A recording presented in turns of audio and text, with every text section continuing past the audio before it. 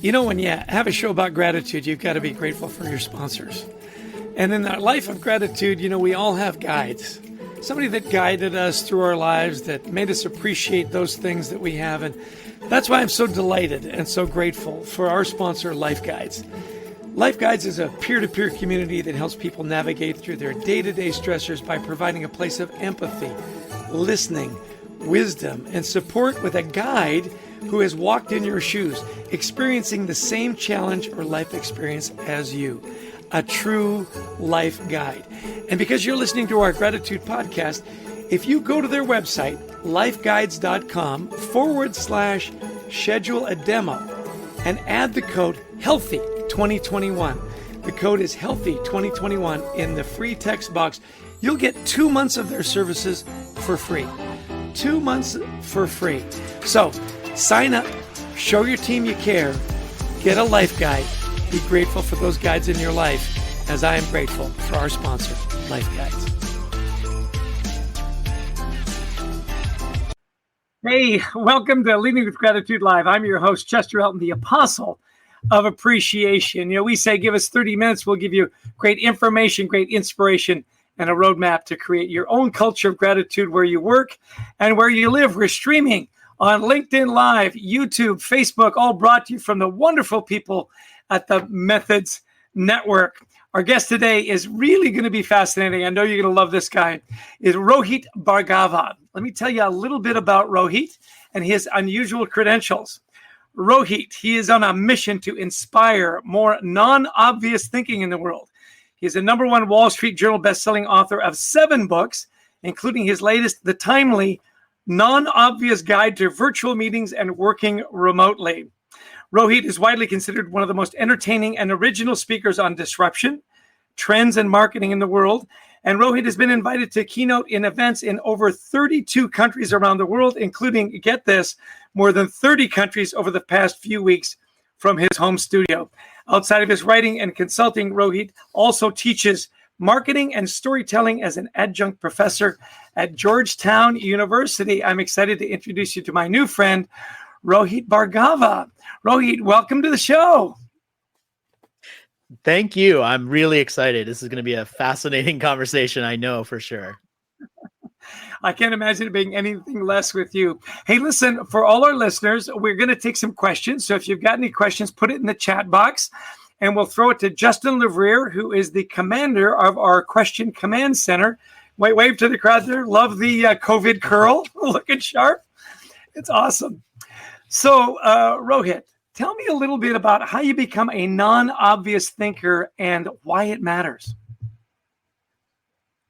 Yeah, I've really centered on this idea of being non-obvious, mainly because I think we're surrounded by a lot of obvious, a lot of people saying the same thing, reading the same thing over and over again. And to me, a non-obvious thinker is someone who sees those patterns, sees the things that other people maybe aren't paying attention to, and therefore is more ready to adapt, to be flexible, and to have the reaction to just disruption right now that I think we should have, which is not panic, but flexibility. And I think non-obvious thinking helps you do that. Now, you talk about non-obvious thinking is actually harder than you think. What makes it so hard? Yeah, non-obvious thinking, to me, what makes it hard is that it's really easy to get stuck in our bubbles. And what I mean by that is we see the same stories on social media reinforced, and we don't realize how tailored everything we see is to us. I mean, a lot of people don't realize that when you search for something on Google, like if you searched for something on Google and I searched for something, we would not see the same results because everything is being algorithmically driven. And so the big challenge is, how do you break out of that type of thinking? How do you be more open-minded so that you're not the sort of person that says, just because someone doesn't think like me, they must be an idiot? Which is kind of what happens to a lot of people, whether they mean for it to happen or not. There's just not a lot of understanding. And I think breaking out of that is one of the most difficult things to do, because it means you have to force yourself to perhaps read or look at things that you don't agree with and go outside of your comfort zone. So what are some of the ways that you break out of the bubble? Like you were telling me you read some magazines or you go to websites that really no one would think would be in your profile. Is that one of your tricks to break out of the bubble? Yeah, there's a couple things that I think have really worked for me. One is that I have more than 300 different news sources that come into an RSS feed aggregator that I go through every week to put together a curated email of the most interesting stories of the week. And what that allows me to do is something that I think a lot of people don't do, which is get sources, multiple sources for the same story so that I can form my own point of view. And so whether it's on one side of the political divide or the other side, whether it's from news sources from outside of the US where I live, whether it's news sources that are tailored to somebody who's different than me, the big value of doing that is I can frame my own opinion because I see the same coverage, the same story covered in multiple ways. That's one piece. The other piece is that I consume a lot of media in print. And the reason why I do that is because it's not algorithmically driven. And so these situations where you have, for example, on Netflix, that thumbnail that you see promoting that new show is different to different people based on what they know about you. And in a print magazine, that is impossible. The same magazine I pick up is the same one you pick up. It's the same one that a 16-year-old girl picks up. And so I challenge myself to read those sorts of media that are targeted at somebody who's not like me. So I'll read Teen Vogue magazine. I'll read a Modern Farmer magazine. I'll read a magazine about going yachting, and I've never been yachting. And the reason why I do that is so I can step outside of what I know and into someone else's world. I can see the ads that are targeted at them. I can see the language. It really helps me. Is it hard to tell your friends that you've been a subscriber to Teen Tiger magazine for like 10 years? Is that something they don't know about you? Most of them know at this point. I think they know. It's really interesting when you talk about going to those different sources and breaking the algorithm. We had this, I was thinking about you just last night. My wife and I were just picking out a movie to watch at the end of the day, right? And we went to Netflix. And one of our kids has clearly gone in on our account because everything that popped up was anime cartoons. I thought, I've never watched an anime cartoon in my life. Clearly somebody in our account did, and it flooded our account with anime, which is bizarre. Well, listen, I love. Go ahead. Yeah, I was just going to say. I mean, the funniest thing is I was talking to some millennial aged students that were in one of my classes, and for them, the big eye-opening moment where they realized that all media isn't the same is when they went over to grandma's house to help fix her computer and saw the stories that were coming into grandma's Facebook feed. And all of a sudden, there was this alternate reality of stories that they'd never seen and points of view that they don't hear. And they realized that it's not just someone who's 50 years older than them thinking a certain way because they're old. It's older. It's also that they're getting different stories. They're getting different media. Yeah. Hey, listen, we'd love to hear your questions. Put it in the chat box and we'll throw it to Justin in the question command center. I know you've got a lot of things that's rolling through your head as I do. I think it's really interesting right now as we look at these algorithms and we look at where we get our sources. It really is interesting right now, I think particularly in the US, this separation that's going through the country because of where you get your information. You'll see one news feed and it'll tell you one story about an event, and another news feed will give you almost 180-degree different story. So as we talk about, bringing people more together, do you think being able to break the bubble would help do that? I think it definitely would, but I think that I think perhaps we focus a little too much on this idea of fake news. Like, we hear fake news as a term all the time, and what most people are focused on is the fake part of that, which is like, that's not a real story, that's lying. And I think what we should focus on maybe a little more is the news part, because there's so much of what is called news that isn't actually news. I mean, when you report on something that Tucker Carlson says or something that Rachel Maddow says, I mean, these are opinions that are being presented as news. And what ends up happening is they're predictably going to make people outraged.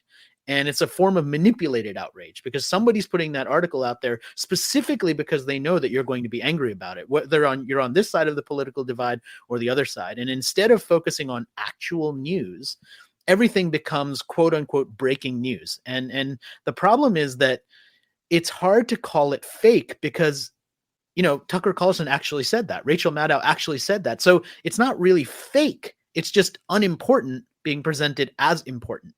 And I think the challenge is for all of us is to try and navigate our way through that and say, look, is this worth my time? Because the opposite of love, a lot of people think, is hate, but it's not. The opposite of love is indifference, as in, I don't care. I'm going to make that person who makes me angry irrelevant because I'm not going to give them my time. And that's a different mindset, I think, towards the news. Excellent. A lot of people follow trends and they talk about trends. What's your definition of a trend? Your title is Trend Curator, so I'm interested in your answer. Yeah, I for people who aren't familiar with this body of work, I spent a significant amount of time every year for the last 10 years doing a book about trends. And this is kind of the latest version of it. It's called Non-Obvious Megatrends, and it's the 10th and final edition. And the way I think about a trend, the way I describe a trend, my definition of one is a curated observation of the accelerating present.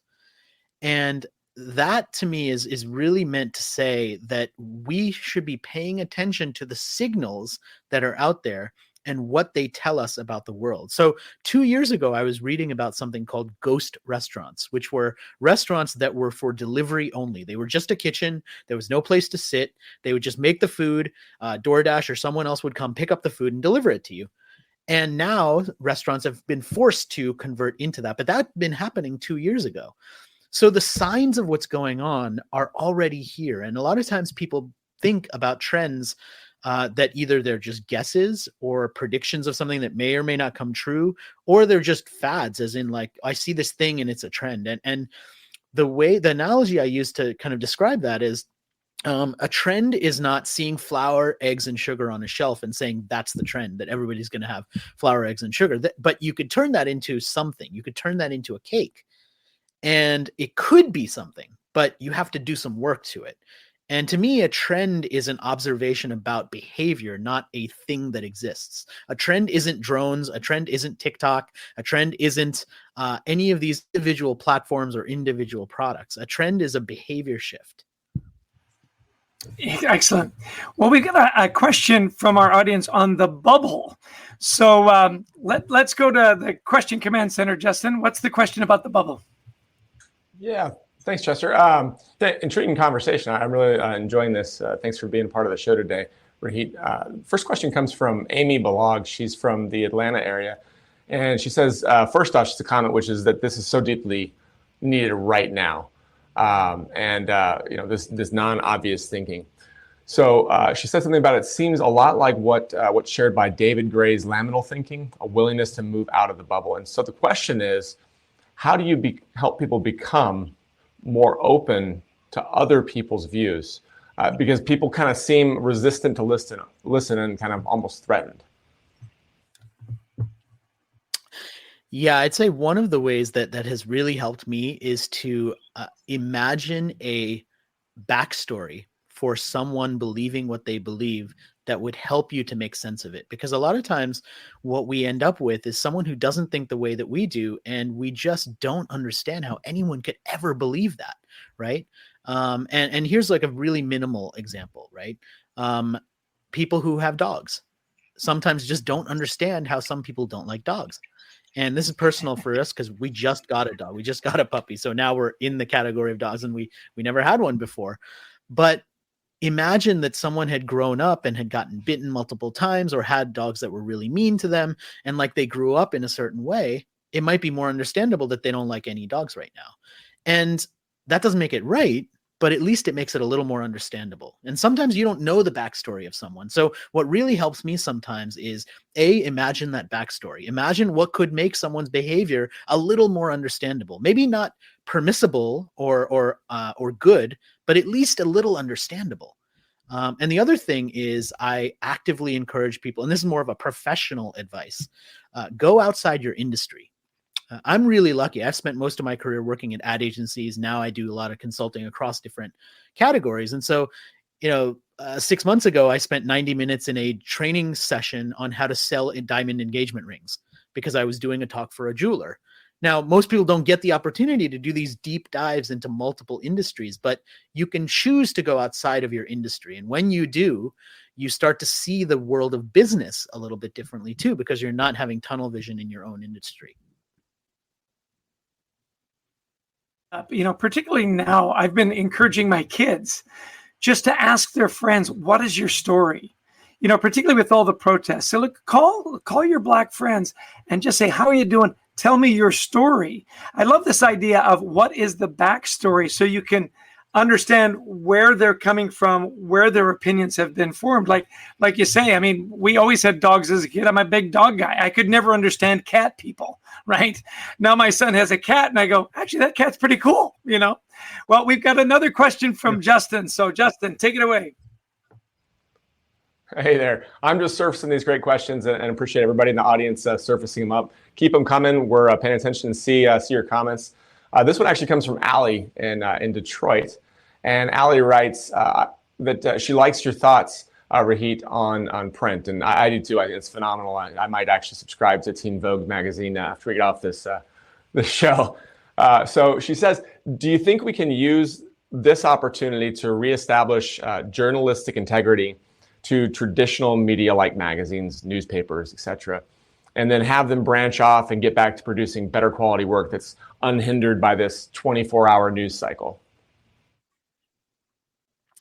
Yeah, I think that we can all take some level of personal responsibility to support real journalists. And what I mean by that is the platforms where these journalists are sharing actual stories, like, become a subscriber. I mean, if you see a certain news source that's giving you valuable content and you're consuming it for free, choose to pay a couple dollars a month. Choose to think about it the way you might think about charity, even though it's not charity. Like, the mindset of being charitable is, this is important.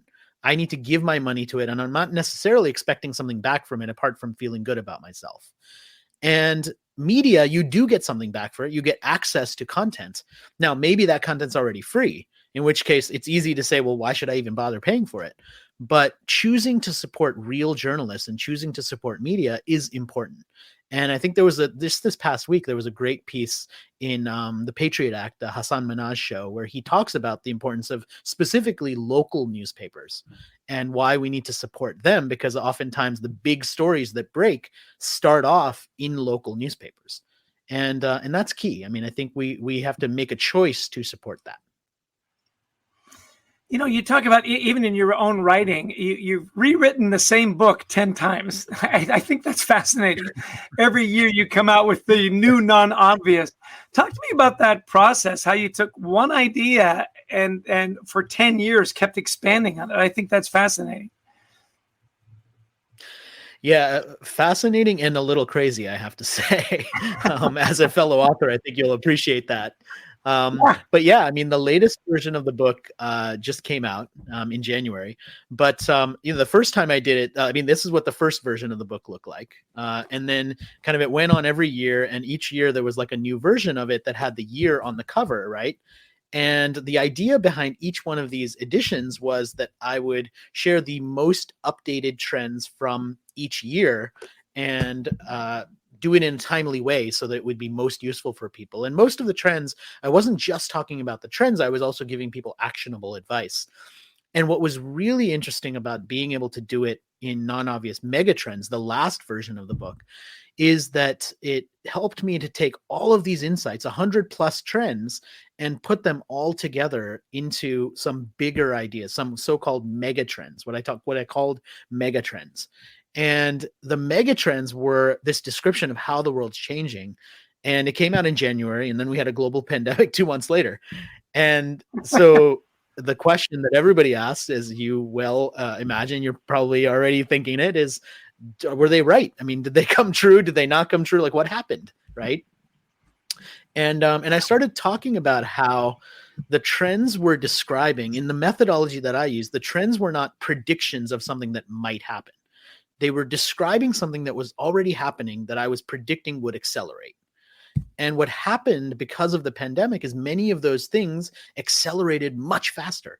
So distance learning, for example, all of a sudden, all of our kids are at home and they're all forced to do distance learning. And now that whole trend or at least the idea of the trend, which is encapsulated with a bigger idea that I called instant learning, which was the idea that we expect to be able to learn anything faster now because we have access to YouTube, we have access to all of these different tools.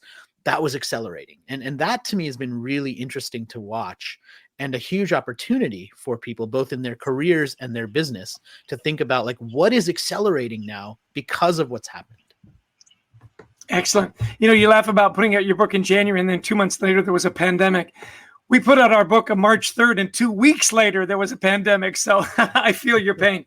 Hey, Justin's got one more question about, Justin's got another question about trends, so we'll throw it to him. Go ahead, Justin. Thanks, Chester. Yeah, and before I do, just want to give a quick shout out to Shane in the Twin Cities, Minneapolis, St. Paul. He was chatting to you, Rohit, and says, thank you. Since so much content is free, too few people choose to support real journalism and non-biased points of view. So just a real quick shout out to Shane. Thank you for writing in. And thank you, Rohit, for being on the show.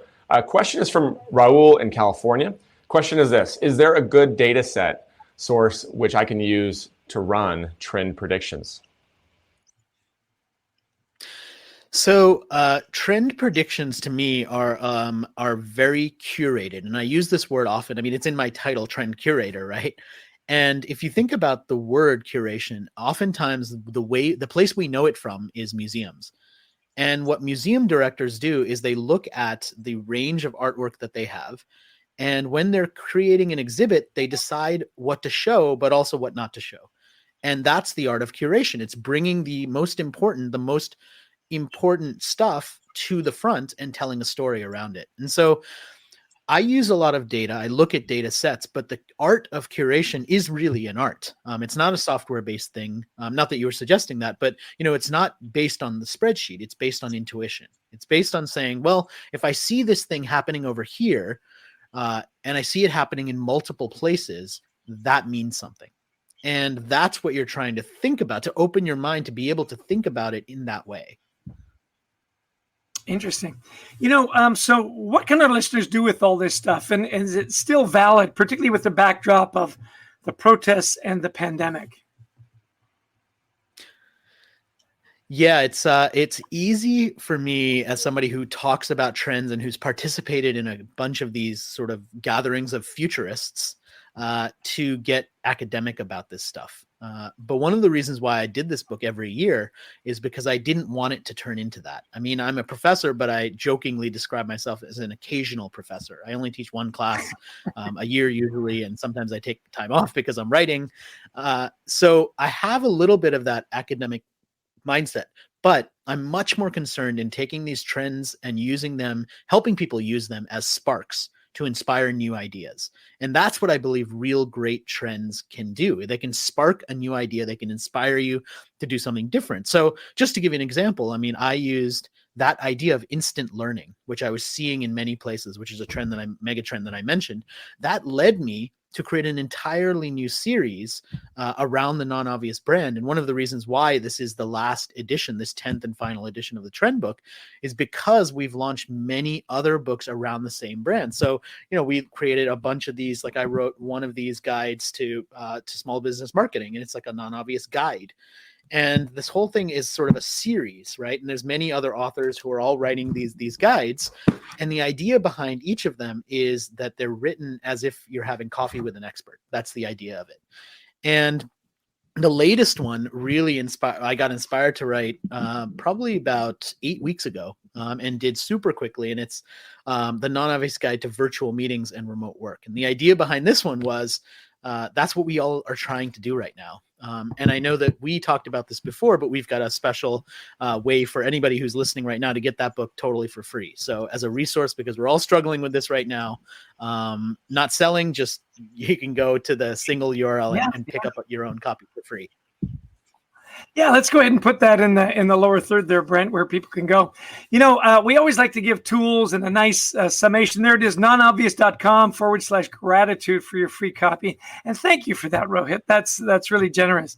So what are 3 things that you can recommend for people to start thinking in a more non-obvious way? Yeah, so I would say, I mean, the first one to me is be curious. Engage your curiosity and ask questions about things that you don't understand. Have those conversations. I mean, what you said with your kids, asking their friends, like, how are they dealing with this? Like, that's a great thing to do. I love that. Do that. Ask questions. Engage that curiosity. The second big thing I would say is be observant, like pay attention to details, pay attention to what sometimes we don't pay attention to because we've gotten really good at just like paying attention to like only our phone, and we're sitting there and we're watching something, but we're not really present. And my favorite example of that is just Howard Schultz, the founder of Starbucks, walking down the street in Milan, seeing all of these coffee shops, observing and saying, oh, we should create that in the United States. And that's how he started Starbucks. And imagine today, right? What if Howard Schultz, or what if you were walking down the street anywhere with your phone right in front of your face and you don't notice that, right? You miss out on that chance to see what no one else sees. And that's the second big thing. And I think the last thing is focus on people. Understand human behavior. I mean, every one of the trend predictions that I share is a human idea, and it's about human behavior, because I believe that the people who understand people always win. They're the ones who are able to transcend their career. They're able to lead people. They're able to inspire because they understand what makes people tick. Awesome. So be curious, be observant, and focus on people. You know, we always end every show with the hashtag find your gratitude. So I'm going to ask you, Rohit, where did you find your gratitude today? I think it's right in this moment, in the fact that even as much as disruption has happened in the world, I'm still able to sit here in the same place that I was sitting here before, and I'm able to talk to amazing people like you. I'm able to share my thoughts with the world because I have a platform to do that. And just looking at what's been happening over the last several weeks, like part of the big problem, I think, is that a lot of people just don't have that platform. And so I feel so lucky, and I have a lot of gratitude for the chance to be able to share this and have people watch or listen to me, because I know that there's so many people who have amazing ideas who just don't have that platform to share. Excellent. You know, let's put that download for the free book up there one more time. And can we find out more about your work at that same website? You can, yeah. So nonobvious.com, you can see videos and stuff there. We tried to put everything on that one page just to make it easy for people. But what you'll also get when you get that book is you'll get a email that I send every Thursday, which includes the most interesting and non-obvious stories of the week. So if you don't have time to go through hundreds of RSS sources a week, no problem. I'll do that for you. And I'll share the most interesting and unusual stories that maybe you haven't heard every Thursday. So hopefully that's of value for you. And that's kind of one of my missions, to share those sorts of stories, to not only help you be more non-obvious and open-minded, but also to just help you be more interesting. I mean, I think that people who have these unusual sources, like, they're just more interesting people. Excellent. Listen, it's been a pleasure to know you. I count you as one of my new friends. Thank you for your wonderful offer. And thanks so much. I'm sure we'll stay in touch. Take care. You know, and now a closing word from our sponsor at Harper Business Books. This is the less than obvious commercial that we show about our wonderful book, Leading with Gratitude. There we go. Alan Mulally said, I love this book. And here's the not so obvious call to action. Buy me. Hey, listen, we're wrapping up here. On our next show, we are going to welcome Hartmut Essler. Hartmut has been a consultant for 42 years. He is incredibly fascinating. He helped design the Walkman, the Discman, and your iPhone. He's going to talk about leadership. He's going to talk about design. Don't miss it. He is fascinating. You know, we say join us for 30 minutes. We'll give you great information, great inspiration, and a roadmap to create a culture of gratitude where you live and where you work. I want to say thank you to Justin LeVrier in the Question Command Center. Another great job. To the world's greatest online producer, Brent Klein. Thanks to all the wonderful people at the Methods Network. And if you are looking to produce a show like this, get a hold of our friends at the Methods Network. And for past episodes, you can go to methodsof.com/network. We're looking for another great show on Thursday, and it's the same bad time, the same bad channel. And we hope through all of this that you're becoming a little more grateful, a little more kind, and a little more patient. Hey, I'm grateful to have our time together. Take care. That's our show. I'm out.